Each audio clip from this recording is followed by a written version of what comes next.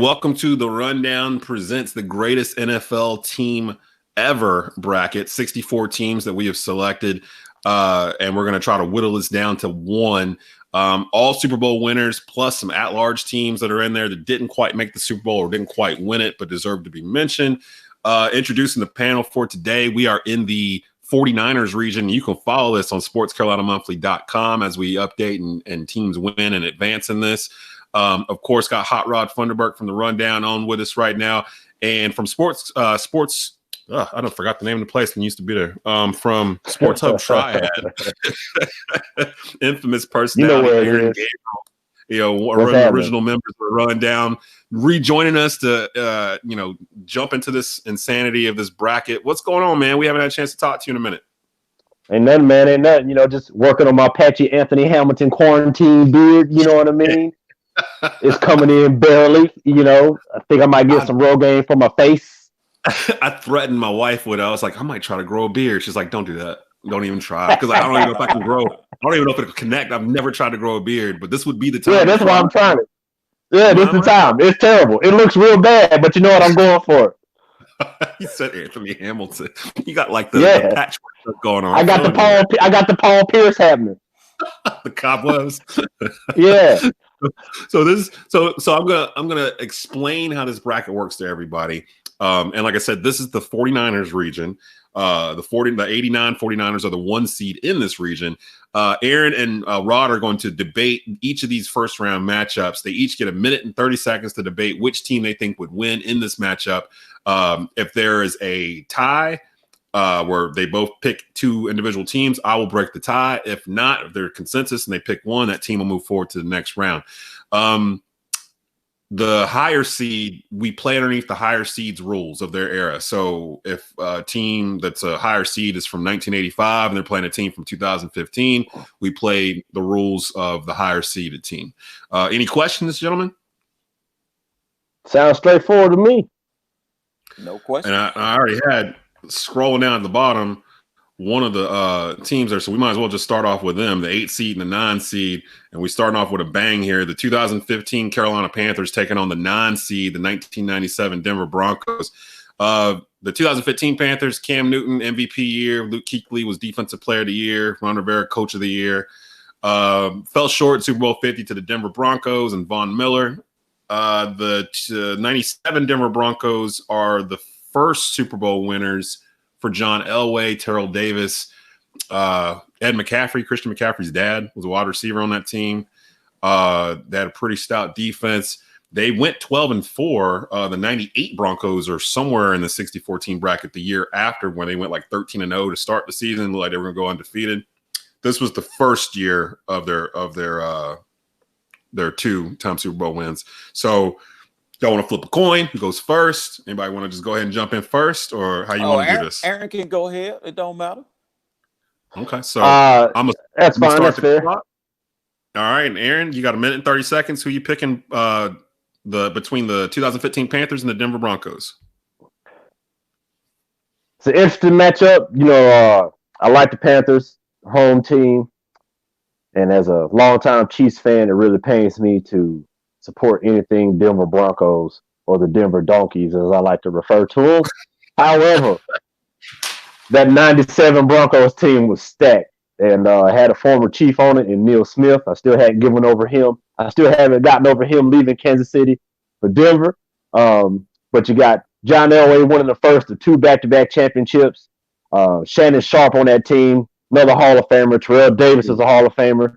And then you're dealing with Ed McCaffrey, who is Christian McCaffrey's dad, like you mentioned earlier. So he's going to just ask his son to have a seat. But he ain't got there yet at 15, so it'll be all right. He'll probably be on the sideline or something like that, checking it out. But I just don't think the 15 Panthers and that crew can really handle what the 97 Broncos had to offer at that point. The 97 Broncos playing a different brand of football. John Elway at that point determined to get a ring. I can't think of anybody on that defense who might have been able to cover Shannon Sharpe. Or Rod Smith, for that matter. Rod Smith is an unsung hero, and Rod Smith and Ed McCaffrey and Shannon Sharpe, they were going to torture. They just were. I just thought I don't see the Panthers beating those 97 Broncos. I just don't see it. All right, so Aaron's picking the 97 Broncos. Rod, you got a minute and 30 seconds. Who you got? Panthers, Broncos. Man, I actually don't know yet. I'm looking at these bad boys, and if you take a look at the 2015 Panthers, they were number one in offense. They scored an average of they scored 500 points for the year, where the points that they allowed, because they still had Luke Kuechly in his defense, were 308, which ranked 6th in defense, but they were ranked number 1 in offense. And of course, the offensive coordinator at that time was Mike Shula, and Sean McDermott was a defensive coordinator. And, those guys did some things. And Cam Newton that year, oh, man, he was playing like Superman. He actually pulled the jersey off from up under, or the Superman shirt off from up under the jersy. I mean, MVP. This guy, oh, man, he had 296 passes, and he had like over 3,800 yards for the year. He had 35 touchdowns that he threw. He did have 10 interceptions, but he had 132 rushes for 636 yards, which was the most by any quarterback, along with 10 touchdowns on the ground that year. So Cam was the MVP, like you said, Des. Then you had Greg Olsen, who went for 1,100 yards that year, Ed Dixon, and they also had the speed man, Ted Ginn, who went for almost 800 yards. Oh, man. And then if you start talking about this daggone defense, I mean, you got Kawan Short up front, anchoring that line. Luke Kuechly was behind there. He had 4 interceptions, a fumble, sack. Charles Tillman, those guys back there, they were rolling, man. They even had Roman Harper. Punch. Yes, sir. They even had Roman Harper back there. So who you picking? Man. Because your time's up. My time is up already. Yeah. Yeah, man. And Aaron picked the 97 Broncos. Before you pick, Rod, think about this and Cam Newton. Eventually, he would have had to meet Steve Atwater. Now, I'm going to tell you this right here. I do like the Denver Broncos because they had John Elway and my man TD, Terrell Davis. I love Terrell Davis. And what would they have done against that Panther defense, though, with Luke Kuechly running around? That's a good question. Like he was saying, who's going to cover Shannon Sharp? Probably Luke Kuechly. I mean, that defense was just number 1 at that time, man. I mean, Davis was on that defense. I mean, that's what I say. It's hard to say, really. I think it's a heck of a matchup. But I think when it comes down to the end, I think Denver Broncos would have probably won the Super Bowl the following year.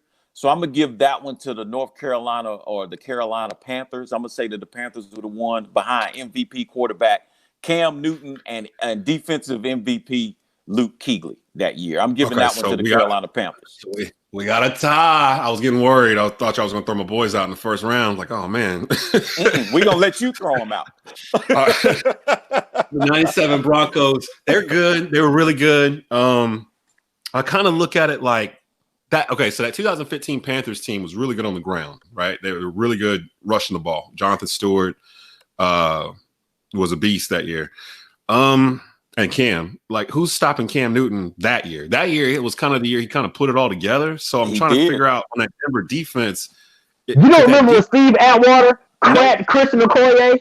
Yeah, but listen, I remember. No defense during that time would have been ready for Cam Newton. They'd never That's seen what I'm saying. Cam Newton during that time. I mean, he was running. This is the same year that Cam carried 10 Atlanta Falcons to a first down, like 10 yards down the field. Like, just literally just truly the MVP. Guys on his back. Yeah. Yeah, I mean, it's great. Voted by his so peers. I'm kind of like, and plus I look at it like the Carolina picked a bad day to have a bad day, losing Super Bowl 50 to those Broncos. And they lost that game, and the game they lost earlier in the year to the Falcons in 2015 is because those teams were able to get pressure to Cam Newton in the backfield. The Broncos especially, like they just rattled him, so everything was off for the whole day. Could this 97 Denver Bronco team get that kind of pressure to Cam Newton's 2015 team is really kind of, to me, where it all lies. I don't know if they could. I think it would be a good game. Actually, I think it'd be a high-scoring game. But now, Aaron, this is for you. Steve Atwater only had 2 interceptions during that whole year. Steve Atwater was a hitter. We understand that man will crack you. We understand that. But Bill Romanowski was a nasty. Bill Romanowski was the nastiest linebacker to ever play. Steve Atwater gonna get blocked coming up through there, baby. Bill Romanowski was there. They would have had Cam ready to go home. I feel like they would have had Cam ready to go home. Cam wasn't going home. I'm picking the 2015 Panthers, man. Like that's the best Panther team they've had. And now, if this is the 98 Broncos, then this would be different because I think that team was almost unbeatable. Like Terrell Davis rushed for 2,000 yards that season. They only lost like one game. There's some, and they kind of sat down the last couple of weeks of the season, so I ended up like 14-2 or 13-3 or something. But they're in this bracket somewhere. But since it's the 97 Broncos, they beat Green Bay in that Super Bowl, Brett Favre. I'm picking Carolina, but it's closer than a lot of people think. I know they think it's a homer pick because it's me, and you're right. It is kind of a homer pick, but it's a homer pick. It's definitely a homer pick, but I'm not going to judge you for it.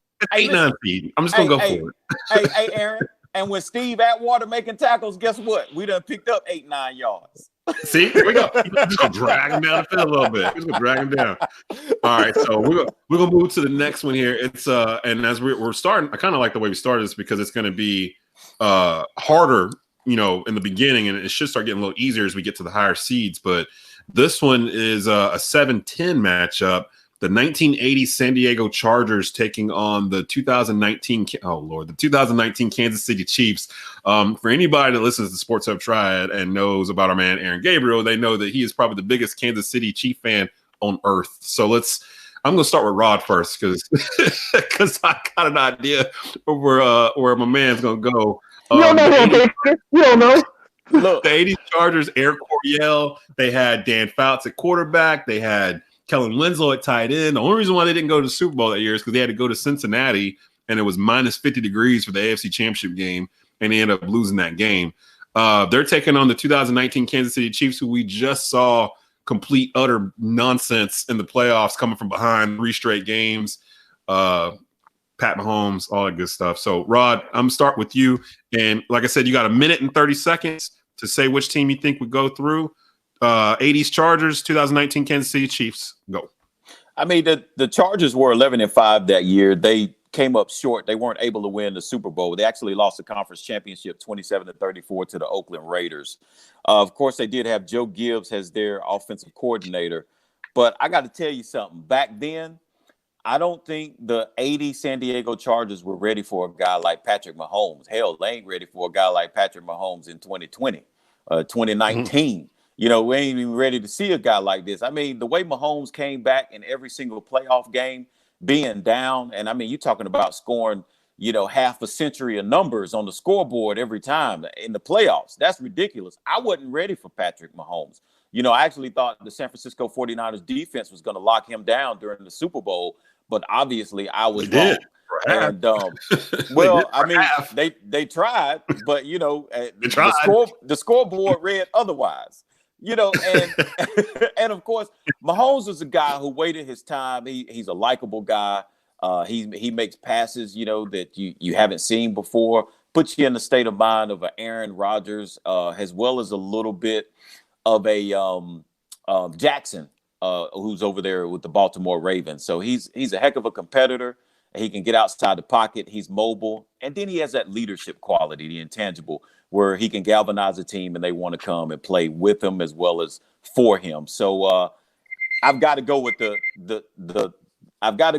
the Kansas City barbecue, baby. The barbecue out of Kansas City and Patrick Mahomes, the Chiefs, led by head coach Andy Reid. I don't know. I don't think he's going to need 1.5 minutes, but Aaron, who would you pick between the San Diego Chargers and the 2019 Kansas City Chiefs? You're on the clock. I mean, I'm looking at this defensive starter roster for the 1980 San Diego Chargers, and I'm just thinking to myself, it's just a straight up Hall of Fame list of who the hell is that guy on the defensive lineup for the 1980 Chargers. Who the hell are these people? Listen, man, it's no contest. They would have got out there and got torched. I mean, absolutely torched and obliterated by Patrick LaVon Mahomes, a.k.a. Project Pat, the greatest quarterback to ever talk pigskin anywhere. Wow. Period. End of discussion. I'm already crowning him. So why? He's only We've never seen anything like it. And in his first year starting, he did what? With 50-5 and should have won a Super Bowl if it hadn't been for D4 jumping off sides, okay? Because we all know he would have cooked whoever else he would have played. Then he came back the next year. This is the team we're talking about and cooked everybody anyway with a dislocated kneecap. This dude is phenomenal. He's otherworldly. the 1980 Did have a Chargers wouldn't have been able to stand a chance. I'm not sure about him being the best quarterback, though, but he pretty good. He good. He real good. I think that boy down there in Tampa Bay might have something to say about being the best, though, with them 6 rings he got. Wait, hold on. See, like, here's the thing. Here's the thing the Triad doesn't know.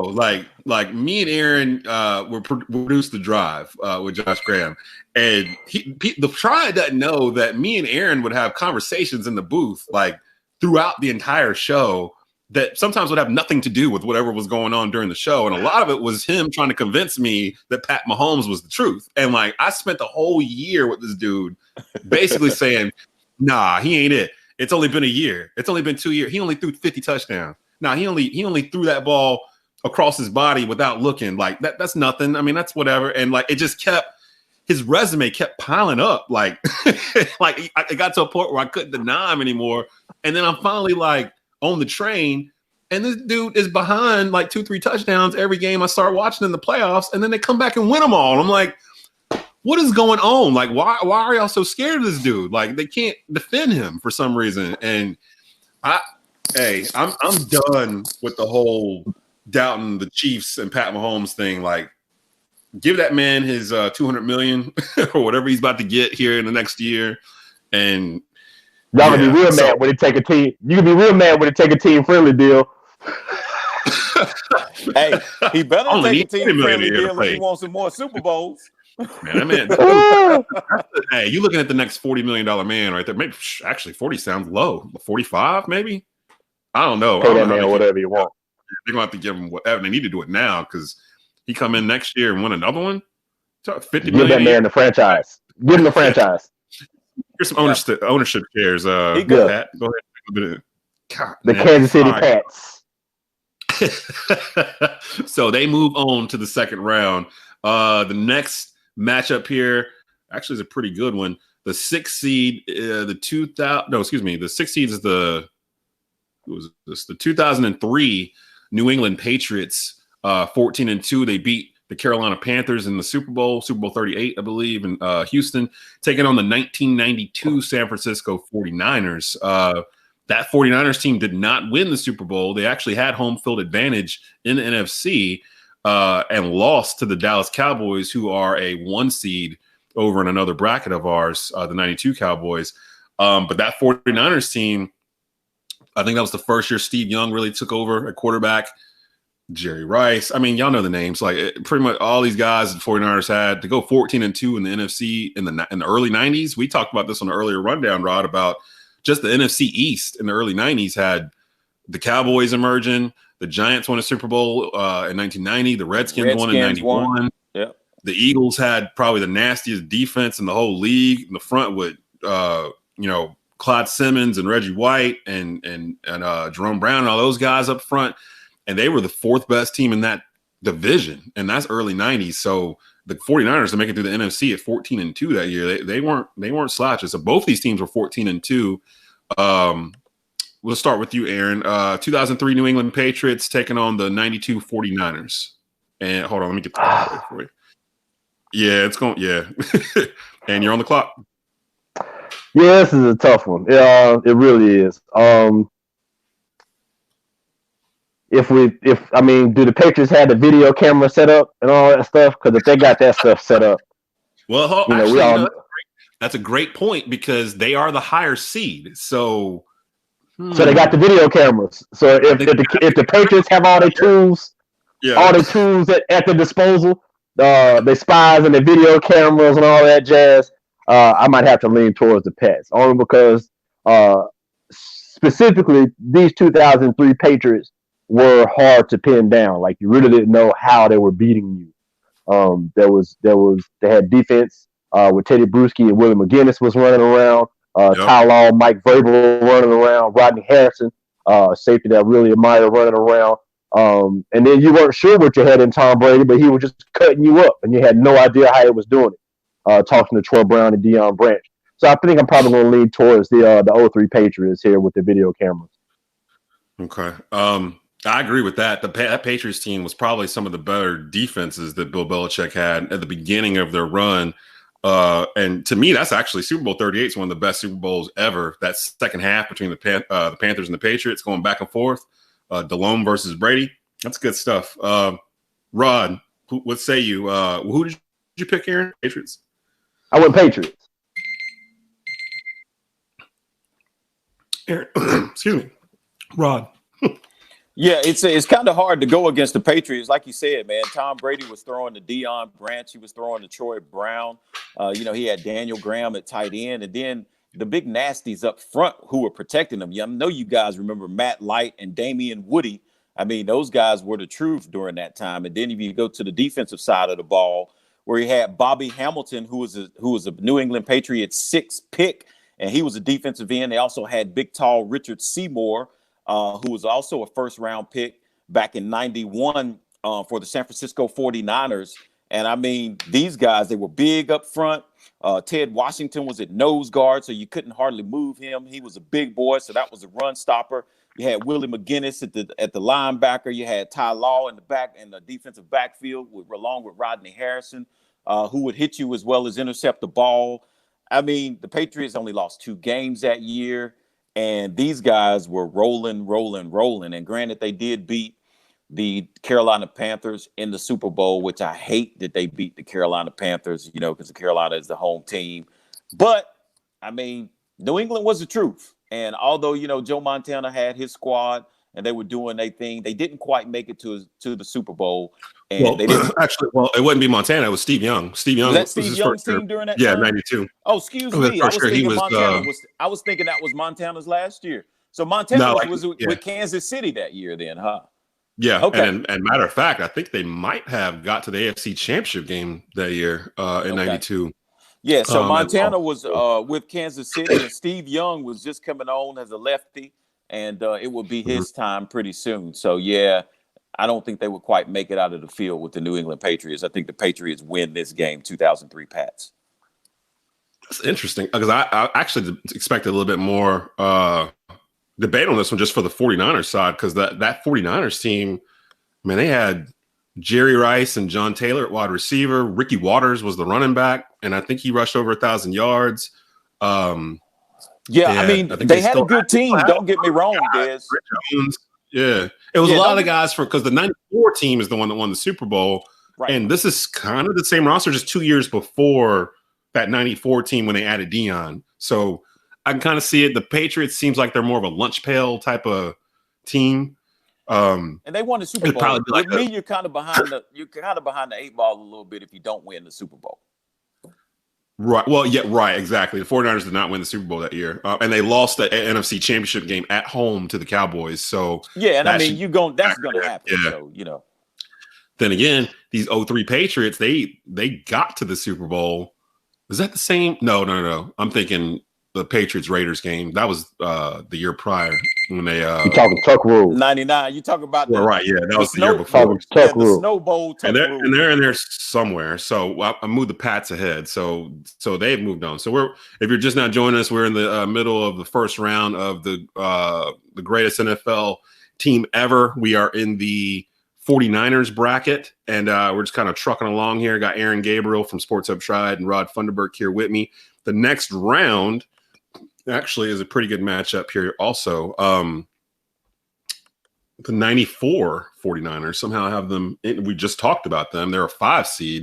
The 1994 San Francisco 49ers against the 1971 Dallas Cowboys. I need to check this because I want to say those Cowboys did not win that Super Bowl. I think they got close. I want to say 71 was the Ice Bowl game that they lost to the Packers. 1971. No, they beat the Super Bowl. They won the Super Bowl. They beat the Miami Dolphins 24-3. That's what it was. They beat the Dolphin team that ended up going undefeated the next year. So This was doomsday defense. You had Randy White, Ed Too Tall Jones, all those guys, and then you had Tom Landry at coach. You had Roger Staubach at quarterback. Those Cowboys teams were good, but that 49ers team was loaded with actually, this is an earlier team. We didn't have Danny White just yet. We had Roger Staubach. You know that yet? Yeah, Roger Danny Staubach White was on there. Yeah, Roger Staubach was there. We had Dwayne Thomas at the running back, Lance Allworth at wide receiver, Bob Hayes at wide receiver, Larry Bullet Cole, Bob Hayes. and defense, Bob Lilly on the defense, Dave Edwards is a linebacker, Leroy This Jordan as a actually might be closer linebacker. than I thought. Yeah, Yeah. No, it's not. some Hall of No, Famers. it's not. It's not close Well, at I'm all. gonna let Aaron go first. So 94 49ers versus the 71 Cowboys. I'm gonna let Aaron take the floor first. And matter of fact, I'm gonna go ahead and start your clock. And you're on the clock. I'll let you guys get that nostalgia out of the way. I know it's nice to look back, on yesteryear and stuff like that. But the 94 49ers were just stacked. That was a loaded squad. And if they're the high seed here and we're playing in 94, I just don't see how the 71 Cowboys can keep up. Who's catching the pass on Deion Sanders and Eric Davis? I'm not sure who's going to do that. Ken Norton running around at linebacker. I remember Dana Stubblefield. These guys were studs. And then you're dealing with Steve Young and Ricky Waters, Jerry Rice still out there. That was a house of a squad. I think I remember them. Was that the team that beat San Diego in the Super Bowl, if I remember right? They trounced San Diego in that Super Bowl. I mean, it was bad, and I was 10. Like I was 10 years old, and I was even thinking to myself, "Damn," you know what I mean? But so those 94 49ers with Deion Sanders, it's a lot. Lock it up. Wasn't Charles Haley still on that 49ers team? Was that before he? No, I think Charles Haley went on to Dallas. Yeah, he was. So he was there for the first two. Okay, but even so, like you said, the names you just said, man. Yeah, that's tough. Rod, I'm gonna let you go. 49ers, 94 49ers, or the 71 Dallas Cowboys. You're on the clock. Yeah, the 71 Cowboys had a heck of a year. They only played 14 games during that season. They went 11-3, and they were number 1 in offense, but they were only ranked number 7 in defense. So they still had, a little ways to go. The Cowboys, they had the madman, Roger Staubach, who, of course, was a heck of a military man. He served in Vietnam before coming back over here to play for the Cowboys, America's team. And he had some great people to throw it to. And Lance Allworth and Bob Hayes and our tight end, Billy Truaw. So it was a heck of a team. But like Aaron said, I don't think they would have been quite a match for the 49ers. The 49ers also being the higher seed would have had to go by their rules and their times. When you got Deion Sanders in the backfield, I think they had Merton Hanks back there as well, if I'm not mistaken.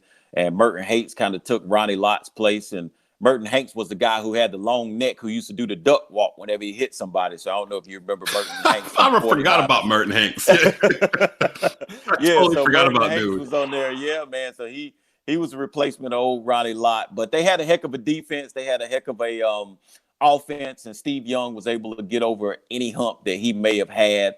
And, of course, Jerry Rice was seeing the end of his years there. But great 49ers team, and I have to give that win to the 49ers.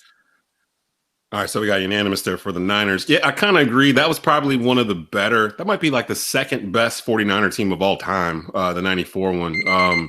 Steve Young had like one of the greatest seasons for a quarterback in NFL history. I think his QBR for that season still like the highest or something like that. Something like that. Yeah. They were loaded on offense.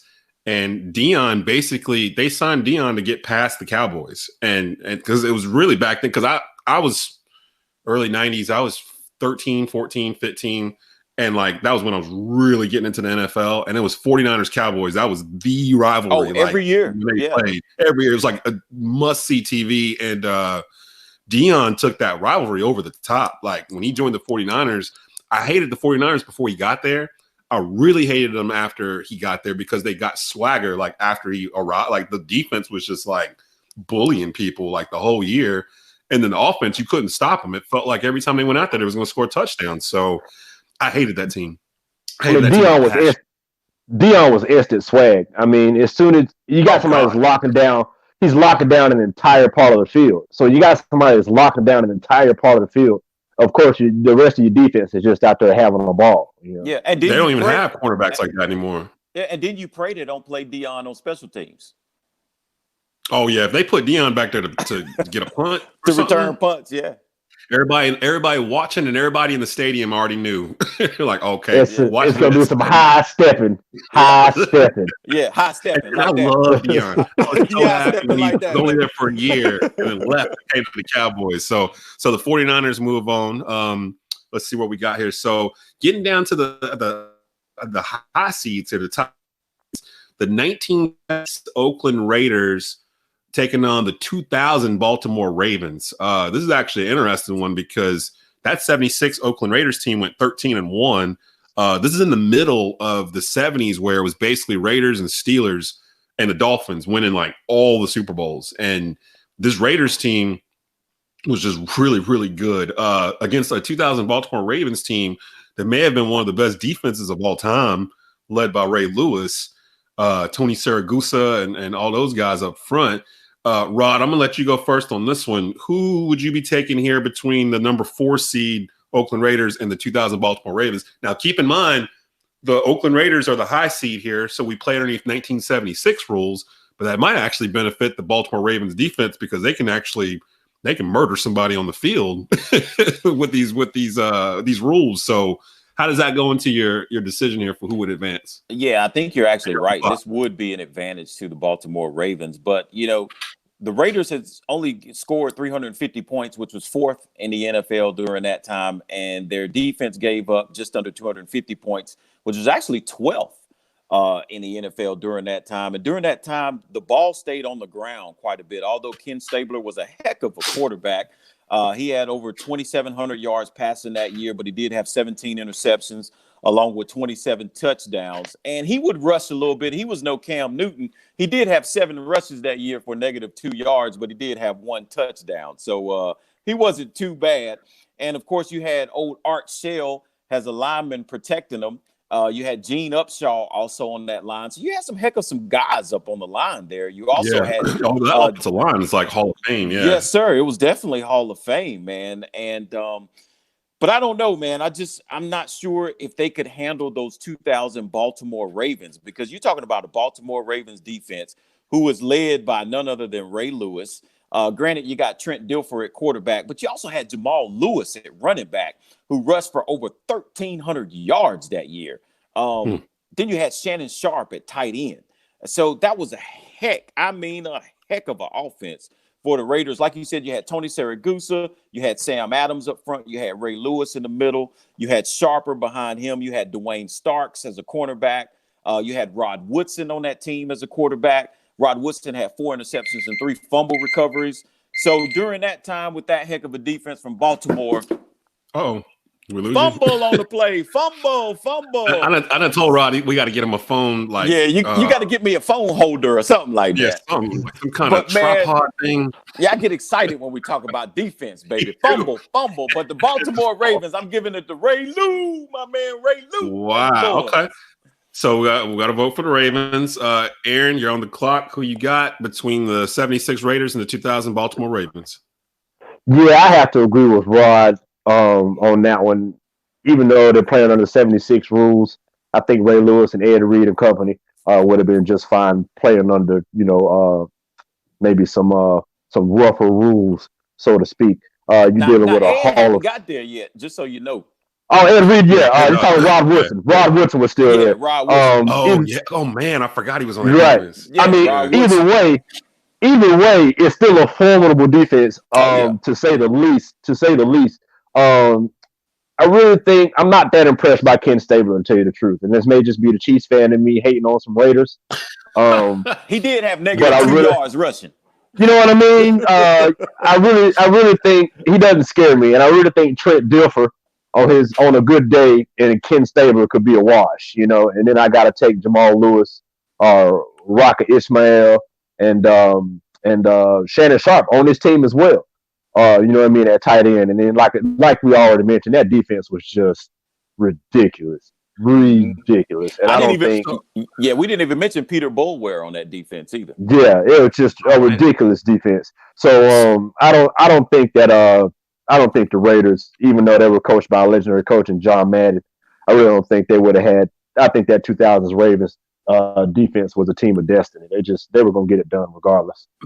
Okay, so I mean, so the Ravens are going to move on because based on the rules I put out, both you guys picked the Ravens, so my vote doesn't really matter. But we would be amiss It if I did doesn't. not talk about if we did not talk about what y'all just did here. Because the 76 Raiders, I'm looking at their roster, and it's just like Hall of Famer, Hall of Famer, Hall of Famer. Like I'm trying to figure out why this was so unanimous.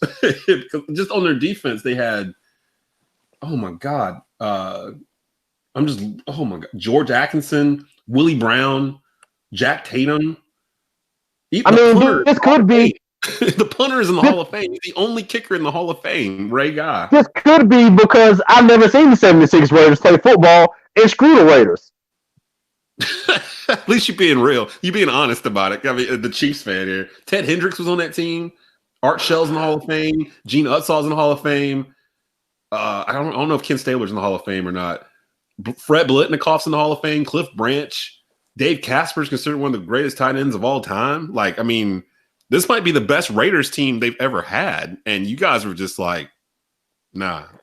Yeah, I mean, part of my issue is I hadn't really seen them. You know, it's just the stats that I'm able to look at. And the stats are impressive. Don't get me wrong, because Dave Casper had, has a tight end back then playing only 14 games. The guy had almost 700 yards receiving, as a tight end. And then the fullback during that time, the fullback was a main carrier. He had over 1,000 yards. That was Mark Van Edgen. And I mean, he was balling, but I'm not sure about Ken Stabler. He had 2,700 yards passing. He couldn't really rush the ball. He couldn't run it. So he's going to be locked in on that defense. You know what I'm saying? That defense is going to tie him up. And then you can't. They didn't really run the ball back then in '76. You can't pass. You can't pass against Woodson, man. You can't do it. No love for Biletnikoff with the stickum like all down his arms. Like, I mean, because they're playing no love, so you could. There's no love for cheaters. Hey, I mean, he's got the stickum on his arms, but when we playing against those rules, how are the Baltimore Ravens gonna let him even off the line? Yeah, they ain't gonna let him off the line. That defense was nasty. That defense, like especially there. That I remember hating that entire playoff because the 2000 Panthers did not make the playoffs, and I hate it when my team doesn't because it feels like I don't have anything really to root for. And that Ravens team made that playoff run just seem boring because like you couldn't do anything against them, and they were just smacking teams. Yeah, I think they won a playoff game without scoring an offensive touchdown. Like the they defense just scored. Yep, and all Ray Lewis did was say, "Hey, we just ask our offense not to have any turnovers. If they don't turn the ball over, we win." That's all Ray Lewis said. Don't turn the ball over, we win. And they beat the crap out of the Giants in the Super Bowl. Kerry Collins, former Panther quarterback. Like it just seems like almost like a forgotten season, other than the Ravens defense kind of being like one of those top 3 or 4 defenses of all time. So okay, so the 2000 Ravens move on. So we've had so far we've had a couple of upsets. We had the 10 seed, the 2019 Chiefs move on over the 80 Chargers. And ain't no damn upset. And we had the 13 seed Ravens defeat the 4 seed Raiders. A 13-1 Raiders team out in the first round. It's ridiculous. So all right, so the next one up, we're getting close to the end here. First round coverage of the 49er region. And this is actually a good one. The 96 Green Bay Packers taking on the 1981 San Francisco 49ers. The Green Bay Packers, that's Brett Favre. Andre Rison was on that team. Antonio Freeman, Reggie White was on the defense. This is probably the best Green Bay Packers team to win a Super Bowl. Well, I can't say that. Lombardi had a couple back in the very beginning. Meanwhile, the 81 49ers, they're a low seed in here. They're a 14 seed, but it was young Joe Montana. Dwight Clark was the tight end. And the reason why I put him so low, this is the first Super Bowl for the 49ers, but it was kind of a group of no-name guys like on this team. And Rod, you're usually good with the rosters and whatnot in terms of who was on what, but I'm gonna actually start with Aaron on this one. Who would you pick? The 3 seed 96 Green Bay Packers went 13-3, or the 1981 San Francisco 49ers that also went 13-3. But it was back in 1981 when, so you're on the clock.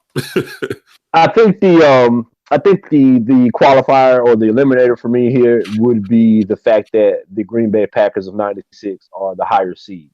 So they played on the 96 rules. I just think you're dealing with Brett Favre and Mike Holmgren together.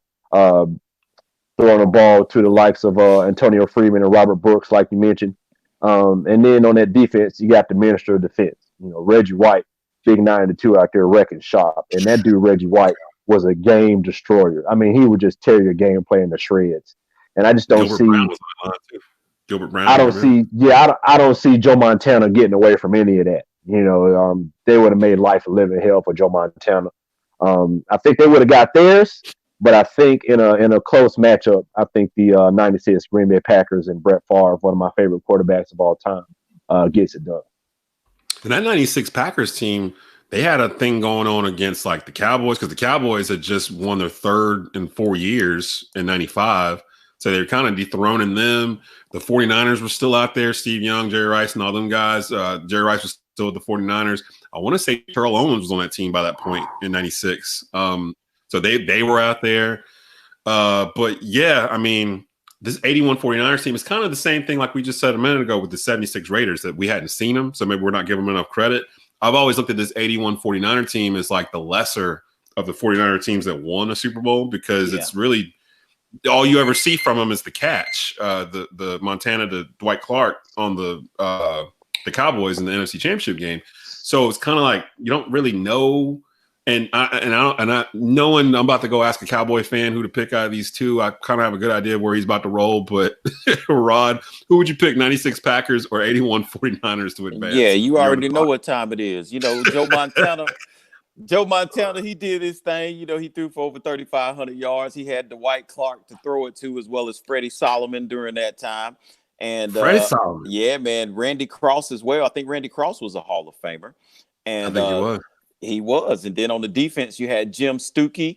And then you had Keena Turner, who was a heck of a linebacker. And, of course, you had Ronnie Lott, his rookie season, who had 7 interceptions his rookie season. Man. So Ronnie Lott was had a little bit. Yeah. So it was pretty cool. That team was, man. I like that 49ers team, but they did beat my Cowboys with that catch. So that's gonna kind of disqualify them just a little bit, because they were the worst of all the 49ers teams that is here. But as Aaron said, I had an opportunity to watch Brett Favre really come up. And one of the things that I always thought about Brett Favre was when his father passed away and he had that Monday night game where people tried to get him not to play. I want to say it was against the Minnesota Vikings. And I mean, them or the Raiders. I can't remember. Yeah, it was one of the teams, but it was a Monday night game and his pops had just died. And I mean, he went nuts. And of course, he had Edgar Bennett at running back, who was a heck of a running back. He had 900 yards rushing. And somebody who's underrated at fullback was William Henderson, who was a heck of a blocker. William Henderson was a friend of mine from Carolina. Yeah, he was a Carolina guy. Yeah, he sure did. He was one of the fullbacks with him and Malcolm Marshall down at Carolina before the Green Bay Packers picked him up. And of course, Earl Dotson was one of the tackles. Timmerman was also a guard. And I mean, you had Santana Dotson on the defensive line during that time, along with Reggie White, the minister of defense, who Aaron was just talking about. You had George Kuntz as one of the middle linebackers who would take your head off. And I mean, they were nasty. A fumble again. Fumble. We got to get you a podium or something. Something, man. Look. And the main thing is this. Or just somebody to hold it. I know, right? Look, I need an extra person to hold it up. That's exactly what I need.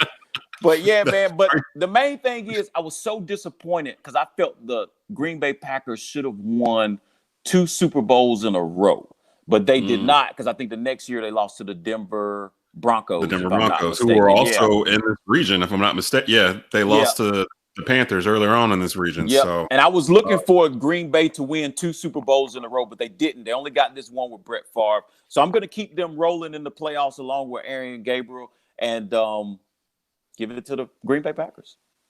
So, Packers. Okay. So I was going to say, because that Packers team was actually really good, really good. Like I actually enjoyed watching them play, and they were deep. Like they had people all over. Like for some reason, I remember that year is the year Andre Rison kind of resurrected his career, because this was around the same time Left Eye burned down his house and all that stuff going on. So he was out there, and like he got kind of left in Atlanta after Dion left, and then they kind of left him for dead, and Green Bay gets him. And he gets with a quarterback like Brett Favre, and it just kind of opened up everything for them. But yeah, you're right. The defense for Green Bay with Gilbert Brown and Reggie crazy. White. And I mean, and don't forget about Leroy Butler, who was back there. Leroy Butler was a heck Leroy Butler in the back. Yeah. Yeah, he was a Pro Bowler. Was he a Super Bowl MVP? Was he a Super Bowl MVP? I want to say he won the Super Bowl MVP, didn't he? I'm not sure. That sounds right. Leroy Butler? Not sure, but he was the man. So we got the Packers. They're the high seed anyway, so they're advancing against the 49ers. We got 2 more matchups to go here in this region, the 1 and 2 seeds, and we're going to start off with the 2 seed. Kind of a surprise that they're a 2 seed, but we kind of described it in the show where we picked our the greatest team ever, the 1 seeds. We kind of explained why this team was not a 1 seed, and it's the 1972 Miami Dolphins. They are in this bracket as a 2 seed.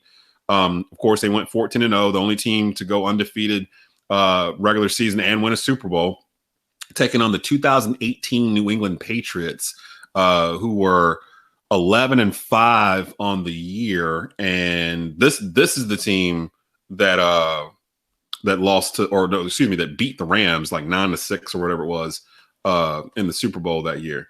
I want to make sure I don't have them twice because I want to say we talked about them earlier on in the show.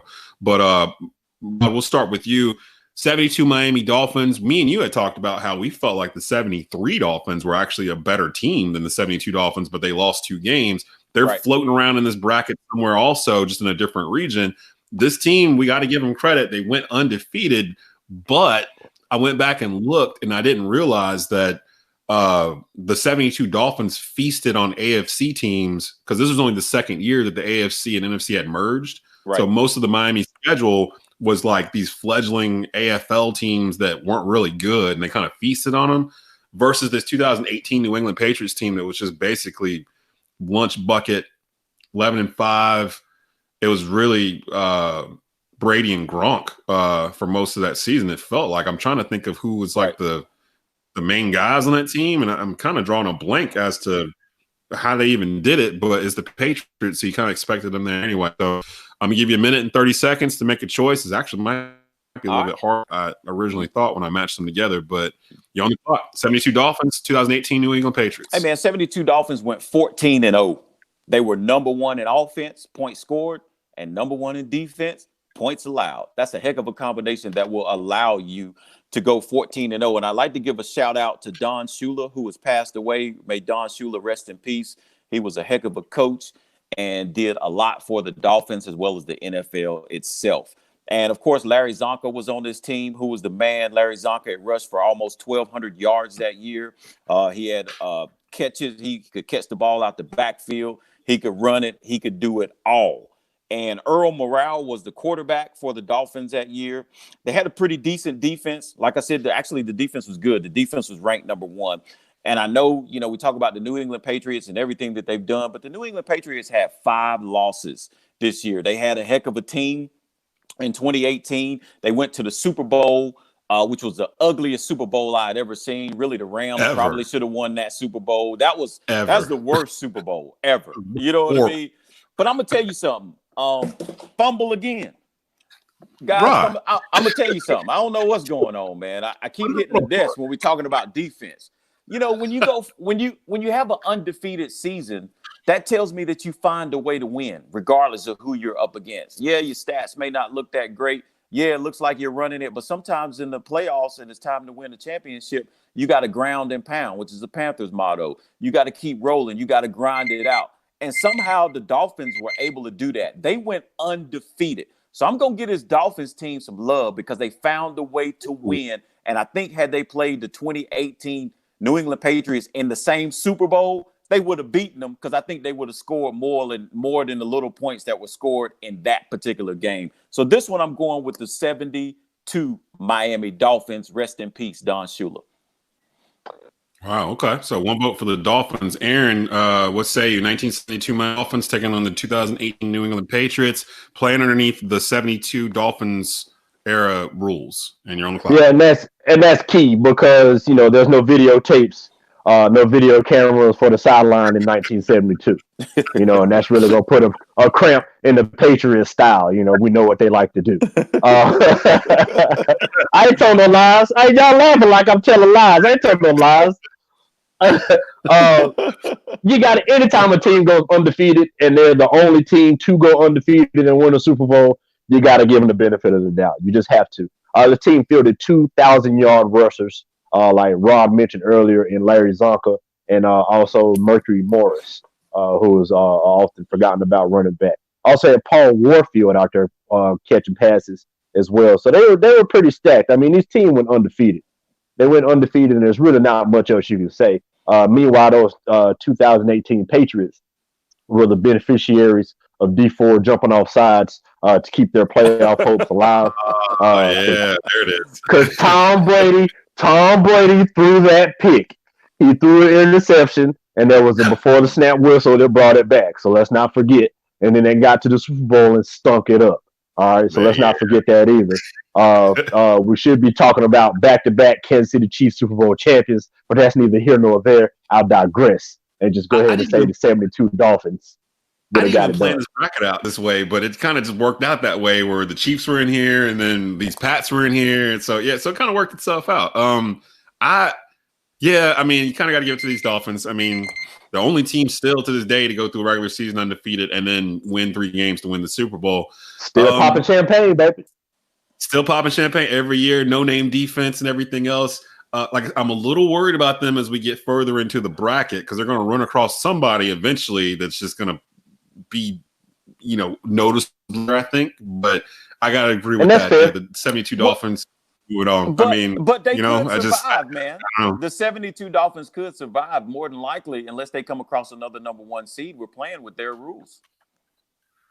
That's true. That is true. So, I mean, there's only a few teams out there where, that wouldn't be the issue. So that's a very good point that every team they play, they're going to be playing the 72 rules. So unless they meet somebody up in their era, right. You're absolutely right. So that's a good point. We'll see how far the Dolphins get here. I don't know why we're treating them like an underdog when they went 17-0 or whatever and and won 2 back-to-back Super Bowls. But we're down to the last one here. And it's our 1 seed in this region, the 1989 San Francisco 49ers, 14-2. Joe Montana at the peak of his powers, Jerry Rice and those boys, John Taylor, taking on the 2010 Green Bay Packers. This is Aaron Rodgers' Super Bowl team. They were only 10-6 in the regular season and got hot at the end of the year. And Aaron Rodgers won his first Super Bowl ring. Aaron, I'll start with you on this one. This might not be as close as some people may think with it being a 1 versus a 16. And keep in mind, we're playing underneath the 1989 rules for the 49ers. So what say you? Who would you have winning between the 89 49ers and the 2010 Green Bay Packers? And you're on the clock. Yeah, you hit the nail on the head. It's not as close as people may think it is at all because the 89 49ers would have trounced the 2010 Green Bay Packers and a young Aaron Rodgers. Playing on the 89 rules, you're bump and run coverage. You're breaking up those timing routes that the Packers and Aaron Rodgers, would have liked to employ at that point. Then you're dealing with, like you said, a peak Joe Montana, a peak Jerry Rice, a peak John Taylor. You're dealing with some phenomenal players here. You got Ronnie Lott on the back end playing defense. And I wish Aaron Rodgers would have decided to scramble and try to meet Ronnie Lott in the middle of the field. You know what I mean? It's, it's not going to work out. It's not going to work out well for you. It's just not going to work out. Your last scramble. You know what I mean? So, possibly if we were playing in 2010, and these defensive backs couldn't get up on the wide receivers, that could have been something different. But they're playing the 89 rules. I got to go with the 89 San Francisco 49ers here. All right. Rod, same thing for you, man. The 1 seed, the 89 49ers, the region is named after them, taking on the 2010 Green Bay Packers and Aaron Rodgers. You're on the clock. Who would you pick? Yeah, it's hard to go against the San Francisco 49ers just because of everything that Aaron just listed out. And, even the smaller players that, we don't really list or the players who we don't really, name a lot of times who do excellent work. And one of the players I'm talking about on that offense is Tom Rathman. I don't know if you guys remember big boy Tom Rathman, but he played fullback. This dude had over 300 yards himself and 73 catches. Okay, he had 73 catches and over 300 yards rushing, and he had 616 yards in the air as a fullback, and he would block for Roger Craig. If there was a hole that needed to be open, Tom Rathman would lead the way and make sure he got there. And then on the defense, you're talking about guys like Pierce Hope, who we forgot about, who had 10.5 sacks that season. Then you talk about Kevin Fagan, who had 7 sacks that season. Then you also got Charles Haley on the other end, who had 10 sacks that season. Then you got Keenan Turner at the linebacker, Darryl Pollard at the other linebacker, who had an interception and a forced fumble recovery. So, I mean, and then you talk about Ronnie Lott, who, and of course, no need to even talk about Ronnie Lott. We know who he is. So we're talking about guys who are on this team who made a difference, and then the guys with no names who were still making a difference and doing the intricate details, making sure that the 49ers won and done what they were supposed to do. So, I mean, you got a team with Jerry Rice, John Taylor, Brent Jones, Joe Montana. I mean, who else? I got the 49ers winning. That's what I got. The one thing I will say about this matchup, I would have paid money and would have loved to see Charles Woodson match up against Jerry Rice in whatever era. I would have loved to see it. Yeah, I hate the 49ers. Like, I hate them. I hate them like I hate Duke in terms of like teams, because I said before, I kind of grew up a Cowboys fan until I had the Panthers. So the 49ers were the natural enemy. So like I grew up hating Joe Montana, Jerry Rice. God, I couldn't stand Jerry Rice. Like, he just was perfect in terms of wide receiver. But I think that year, the 89 year, I think that was the year Roger Craig caught 1,000 yards and ran for 1,000 yards. So he was the first running back to do that. And I think it was the 89 season he did it in. Christian McCaffrey just did it for the Panthers last year, and Marshall Faulk for the Rams. And I think in 2000, the only 3 that have ever done it. So to me, the 89 49er team is almost as close to a perfectly built roster as you can get. Like, when you look down their roster, like what they had offense and defense, like you're not going to get much better than what you've got sitting. Between you got Joe Montana at quarterback, you got Jerry Rice and John Taylor at wide receiver. Was Dwight Clark still playing in 89? He might have been retired. No, he was gone. He was gone. Was it Brent Jones? Brent Jones did. Roger Craig ran for 1,000, but I think he only went for about half 1,000 that year receiving. Yeah, just under 500 is what he. It must have been before or after that year. Yeah, when he did. It might have been the 88 year. They won in 88 too, but and they're in this bracket also, just a lower seed, because I think they were like 10-6 or something like that in 88, and then it's set up 89. I totally agree. That Packer team got hot at the end of the year, but they were 10-6 in the regular season. This 49er team might have beat that Packer team by 30. Like, they were just so mechanically just good. Like, it felt like just like the 94 49er team, when this team hit the field, it felt like they were going to score every time they were out there. And they beat the Bengals in the Super Bowl. So it was a repeat of the one they played them in 81. And that, I like that Bengals team. They had Icky Woods, remember the Icky Shuffle? Like all that stuff. Oh, yeah. Going on. Was that the year before they beat the year before they beat Cincinnati? Yep, they sure did. Was it 89 or 88 that they played? Well, 89. One of those years, the Denver Broncos 55-10. Yeah, okay. In 89. Denver Broncos 55-10. They crushed them. Yeah, the year before they beat the Bengals, because they had I think it was the last drive in the end. He threw it to John Taylor. So they beat the Rams 49ers to me 30-3. It was crazy. Yeah, and they still had Eric Dickerson on that team, if I'm not mistaken. So they weren't no slouches. Yeah, they eased through the playoffs. They beat the Minnesota Vikings in the divisional round 41-13. The conference championship was 30-3 against the Los Angeles Rams, and then the Super Bowl was 55-10. They eased into that. They almost took our overall 1 seed. Like, it was kind of close. The overall 1 seed in this bracket is the 85 Bears, but the 89 49ers had something to say, like, in terms of, like, it should be us. They're one of only 2 teams that were 15-1. I've got 14-2 on there, but I think they were 15-1. I think they were 14-2. They're 14-2. One of those 49er teams were 15. It was the 81 team, I think, that we already went through. Or 84. I don't know. The 49ers won so many Super Bowls. We're going to run through them. 84 49ers is the one that went 15-1. Okay. There's only 2 of them. Them and I can't remember the other one that went 15-1 and actually won the Super Bowl. There's been a number of teams that did not, including one that advanced here. So to wrap this up, first round of the 49ers bracket here had a couple of upsets, but actually it kind of went chalk. The top 6 seeds advanced.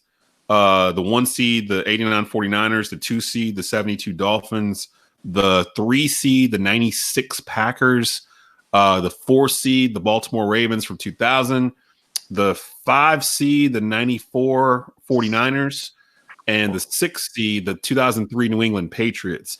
The 2019 Kansas City Chiefs, the 10 seed, and the upset they advanced over the 80s Chargers, although if you ask Aaron, that's not really much of an upset. And the 8 and 9 matchup, the 2015 Patriots, by the skin of their teeth, advanced over the 1997 Denver Broncos. So this was fun, guys. We'll do this again, second round, get a little bit more in depth with some of those matchups, because some of those matchups are going to be pretty ridiculous. I think right off the bat, if I'm not mistaken, it would be 49ers against those 2015 Panthers. So we'll look at those as we continue this series on throughout the spring and summer, try to get you through coronavirus nonsense that's going on out here in the world right now. You guys want to say anything as we sign off this 49ers region? Yeah, I'd be remiss if I didn't mention the passing of the great Little Richard this morning. You know, I know it's a sports thing, and that's great. But being a musician as well, deeply impacted by the passing of Little Richard. So thank you, Little Richard, for all that you did for a music community, and your legacy will live on forever. And thanks to everybody else out there watching. Thanks, Des, for having me, and everybody be safe. Definitely gonna have you back so we can get back into this round again soon, for sure, man. I had people ask me, "Hey, man, where's Aaron? Y'all started running out again. Where's Aaron at? Where's Aaron at?" And I was like, "We're working on it, trying to figure out something. We're working on something." So there'll be a lot of happy people to see you back on with the rundown. Rod, what's up, man? You got anything you want to say for the folks out here trying to keep their hands clean? It's definitely been a fun bracketology time this go round, and I've had fun with you guys. I appreciate it. Listen, I hope everyone will just be safe out there while we're trying to get through this coronavirus and figure out what's going on. Continue to wash your hands. If you must leave the house, put your mask on, put your gloves on, go do what you need to do, come back, take it all off, keep your family safe. And if you don't have to leave home, then don't. But if you do, you know how to be safe, you know how to be smart. And I encourage you to do so that we can see you again. Hey, I'm going to give a special shout out to my man that hooked me up yesterday over on the side of the road in front of Countryside Cinema in Kernersville. He's selling disposable masks, 2 for $5. He's got a big basket of them. I copped like 8 of them joints. It was like, thank you. Sweet. Drove off. Cloud of dust. Right. He's still out there. He had like Gucci masks for like $15. I'm like, nah, I don't need any of that. But it's big business, baby. It's big business. Hustlers gonna hustle. You ain't lying. And he was out there 2 days straight. I was like, oh, my man's out there again. So he's got masks. Like, if you need masks, come to Kernersville in front of Countryside Cinema. There's a dude sitting out there with a basket of them. Like, just he got the whole tent. Yeah, so go check him out. Y'all wearing pants? Tell him over there. Yeah, so tell him I sent you. But we're gonna continue on with this throughout. We got more teams to kind of break through. Aaron will be back. Rod will be back. We'll try to drill down a little bit more in this bracket and get it down to a final regional final here. So for Aaron Gabriel, for Rod Funderburk, I'm Desmond Johnson. You have been watching the Rundowns presentation of the greatest NFL team ever. We will see you guys next time. Peace. Hey there, this is Rod Funderburk, and you've been watching an episode of The Rundown with Desmond Johnson. In order to watch more episodes of The Rundown with Desmond Johnson, please subscribe to Sports Carolina Monthly's YouTube channel.